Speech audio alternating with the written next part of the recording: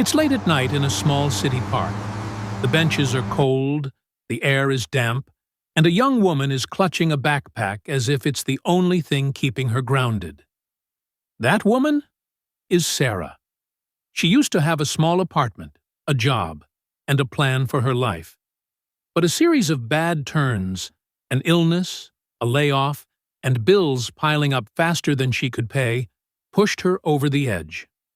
One eviction notice later, Sarah had no home.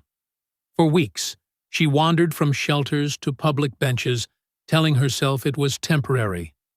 But as days turned into months, it started to feel permanent. Still, deep down, she never let go of one belief. I don't have to stay here forever. Sarah's story is not just about losing everything. It's about fighting back, slowly, painfully, but with purpose. And eventually, it's about building something stronger than she ever imagined. Because years later, that same woman who once had nowhere to go now owns 5 rental properties. Yes, 5. And her tenants know her not just as a landlord, but as someone who truly understands what it means to struggle. But how do you go from sleeping on a park bench to signing property deeds? Let's rewind. In the beginning, Sarah had almost nothing. No savings, no safety net. But she had determination. At the shelter, she overheard someone talking about day labor jobs, small gigs where you get paid at the end of the shift. It wasn't glamorous, but it was something. She signed up, and soon she was scrubbing floors, unloading trucks, and doing odd jobs. Most people would have spent that money on comfort. Fast food, new clothes, maybe a phone upgrade. But Sarah had one rule: save every dollar you can. She lived off donated meals, wore the same jacket every day, and carried coins in a jar like they were gold. It wasn't easy. It wasn't even enough to get her an apartment at first. But it was a start. Months later, Sarah finally saved enough for a tiny room in a rundown boarding house. To most people, it would have felt depressing. To Sarah, it felt like a castle. 4 walls, a door she could lock, a bed that was hers, and more importantly, it was a base. From there, she could start planning. The turning point came when Sarah stumbled on a library book about personal finance. She wasn't looking for it. She was just killing time indoors. But something about it caught her eye. It talked about how money could work for you instead of against you, about budgeting, debt, and most importantly, investing. At first, it felt like reading another language: stocks, bonds, real estate. None of it made sense. But Sarah made a decision. If I could learn how to survive homelessness, I can learn how money works. So she studied. Night after night, she sat in that tiny room with a library book in one hand and a notebook in the other, copying down terms, strategies, and quotes. That was the spark. She started small. First, she opened a savings account. Then, a credit card.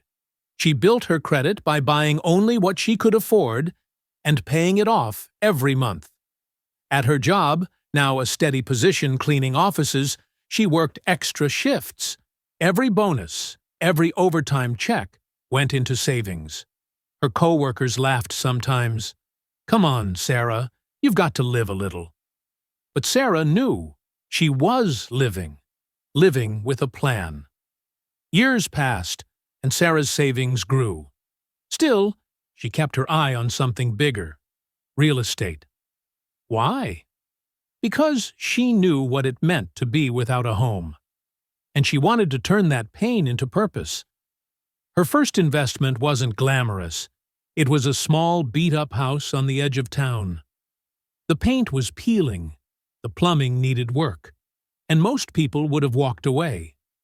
But Sarah saw something different: potential. She used her savings for the down payment, and a small loan covered the rest. Then she spent every spare evening fixing it up, painting walls, replacing tiles, scrubbing floors until they shined. When she finally rented it out, she felt something she hadn't felt in years: security. Not just for herself, but for the family that moved in. She had turned an empty house into a home. That was the beginning. With the rent coming in, Sarah didn't stop. She repeated the process: save, invest, repair, rent.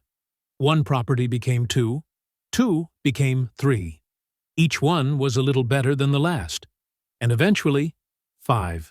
5 properties, 5 steady streams of income, and 5 chances to give people the stability she once prayed for. But Sarah's story isn't just about money or property. It's about transformation.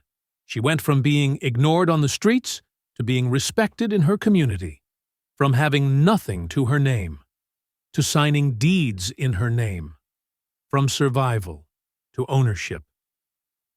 Today, Sarah often drives past the park bench where she once slept. She doesn't look at it with bitterness.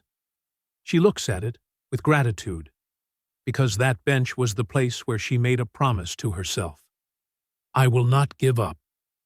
And she kept that promise. Her tenants sometimes ask her, why are you always so understanding when we're late on rent? She just smiles and says, because I've been where you are. And that's the heart of her story. Sarah didn't just escape homelessness. She built a life where she could help others escape it too. So, what's the lesson? It's not just about real estate. It's not just about money. It's about resilience. It's about believing that your lowest point does not define your future. Sarah once lost everything, but by saving, learning, and refusing to quit, she turned her life around completely. And if she could go from homeless to homeowner, then maybe your story isn't over yet either. This is Sarah's story. A reminder that sometimes rock bottom is not the end. It's the beginning.